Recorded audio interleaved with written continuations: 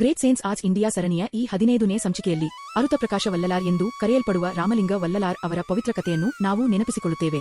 ಅವರ ಇಡೀ ಜೀವನವು ಬೆಳಕಿನ ಸುತ್ತ ಸುತ್ತುತ್ತದೆ. ವಲ್ಲಲಾರ್ ಚಿದಂಬರಂ ಬಳಿಯ ಮರುಧೂನಲ್ಲಿ ಜನಿಸಿದರು. ಅವರು ಕೇವಲ 5 ತಿಂಗಳ ಮಗುವಾಗಿದ್ದಾಗ ಅವರ ಪೋಷಕರು ಅವರನ್ನು ಪವಿತ್ರ ಚಿದಂಬರಂ ನಟರಾಜ ದೇವಾಲಯಕ್ಕೆ ಕರೆದೊಯ್ದರು. ಪುರೋಹಿತನು ಭಗವಾನ್ ನಟರಾಜನ ಮುಂದೆ ದೀಪಾರಾಧನೆಯನ್ನು ಬೀಸುತ್ತಿದ್ದಂತೆ ಶಿಶುವು ಇದ್ದಕ್ಕಿದ್ದಂತೆ ಸಂತೋಷದಿಂದ ನಕ್ಕಿತು. ಯಾವುದೋ ಪ್ರಾಚೀನವಾದದ್ದನ್ನು ಗುರುತಿಸಿದಂತೆ. ವರ್ಷಗಳ ನಂತರ ವಲ್ಲಲಾರ್ ತಿರುವರುಪ್ಪದಲ್ಲಿ ಹೀಗೆ ಬರೆಯುತ್ತಾರೆ: ನಾನು ಬೆಳಕನ್ನು ಕಂಡ ಕ್ಷಣ ಪರಮ ಆನಂದವು ನನ್ನ ಅಸ್ತಿತ್ವವನ್ನು ತುಂಬಿತು. ಆ ಒಂದು ಕ್ಷಣವು ಅವನ ಜೀವನದ ಸತ್ಯದ ಬೀಜವನ್ನು ನೆಟ್ಟಿತು. ದೇವರು, ಬೆಳಕು. ಚಿದಂಬರಂ ತನ್ನ ಸತ್ಯವನ್ನು ಪರದೆಯ ಹಿಂದೆ ಮರೆಮಾಚುವಂತೆಯೇ ವಲ್ಲಲಾರ್ ರೂಪದ ಆರಾಧನೆಯಿಂದ ದೂರ ಸರಿದಿದ್ದಾರೆ. ನಿರಾಕಾರ ದೇವತ್ವದ ಸಾಕ್ಷಾತ್ಕಾರಕ್ಕೆ ಅವರು ಈ ಮಾರ್ಗವನ್ನು ಶುದ್ಧ ಸನ್ಮಾರ್ಗ, ಪರಿಪೂರ್ಣ ಸತ್ಯದ ಶುದ್ಧ ಮಾರ್ಗ ಎಂದು ಕರೆದರು. ವರ್ಷಗಳ ನಂತರ ಒಡಲೂರಿನಲ್ಲಿ ವಲ್ಲಲಾರ್ ಚಿದಂಬರ ರಹಸ್ಯನ್ನ ಮಾದರಿಯಲ್ಲಿ ಸತ್ಯಜ್ಞಾನ ಸಭಾವನ್ನು ರಚಿಸಿದರು. ಇಲ್ಲಿ ಯಾವುದೇ ವಿಗ್ರಹವಿಲ್ಲ, ಬದಲಿಗೆ ಒಂದೇ ದೀಪ ಉರಿಯುತ್ತದೆ. ಅರುತ್ ಪೆರುಂ ಜ್ಯೋತಿ 7 ಪರದೆಗಳ ಹಿಂದೆ ಅಡಗಿದೆ. ಪ್ರತಿಯೊಂದು ಮುಸುಕು ಆಂತರಿಕ ಭ್ರಮೆಯನ್ನು ಪ್ರತಿನಿಧಿಸುತ್ತದೆ.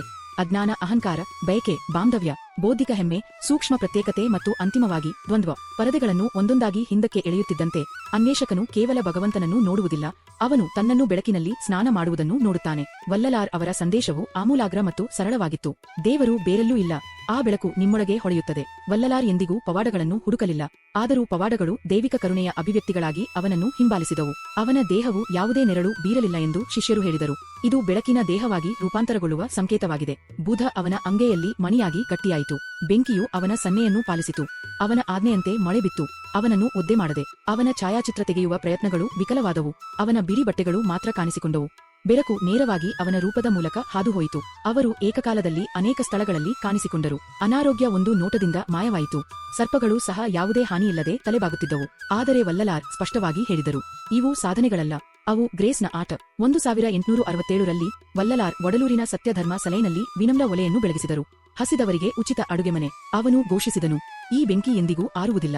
150 ವರ್ಷಗಳ ನಂತರವೂ ಆ ಬೆಂಕಿ ಇಂದಿಗೂ ಉರಿಯುತ್ತಿದೆ. ಪ್ರತಿದಿನ ಸಾವಿರಾರು ಜನರಿಗೆ ಆಹಾರವನ್ನು ನೀಡುತ್ತಿದೆ. ಜಾತಿಯಿಲ್ಲದೆ, ಯಾವುದೇ ಷರತ್ತು ಇಲ್ಲ. ವಲ್ಲಲಾರ್ಗೆ ಇದು ಅತ್ಯುನ್ನತ ಆರಾಧನೆಯಾಗಿತ್ತು. ಅವರ ಕವಿತೆಗಳನ್ನು ತಿರುವರುಪ್ಪ, ಕೃಪೆಯ ಹಾಡುಗಳು ಎಂದು ಕರೆಯಲಾಗುತ್ತಿತ್ತು. ಸಾಂಪ್ರದಾಯಿಕ ವಿದ್ವಾಂಸರು ಆಕ್ಷೇಪಿಸಿದರು. ಅವರನ್ನು ಮಾರುತ ಎಂದು ಅಪಹಾಸ್ಯ ಮಾಡಿದರು.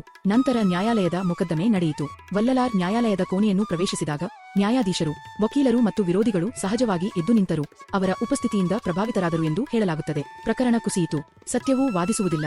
ಇದು ಸರಳವಾಗಿ ನಿಂತಿದೆ. 1874 ರ ಜನವರಿ 30ರಂದು ವಲ್ಲಲಾರ್ ಸಿದ್ದಿವಳಗಂನ ಒಂದು ಚಿಕ್ಕ ಕೋಣೆಯನ್ನು ಪ್ರವೇಶಿಸಿದರು.